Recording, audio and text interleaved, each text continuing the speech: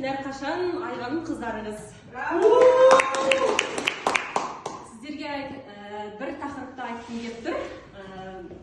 Мына кісі танисыздар ма? Кім? Аңбеш Порет. Бұл актер жақсылықты ойнай алмайтын сияқты да, жақсы рөлде біз бере алмайтын маңызды рөл балалық шағымда орын алды. Тыш деп тимей қалуда емес, жаңа сесен көр деп басын бұрып қояды екенді. Сонда бұл менің өзімнің ұнайтыным болғандықтан, инде мультфильм сияқтысын, былай қозғалсын, бірден өмірімізден алынатын болғандықтан, жұбанышты іздейтін бір балалық кезде көрген ойың басқа, үлкейген кезде көрген кезде ойың басқа болады. Тіпті толып өскен қызбын.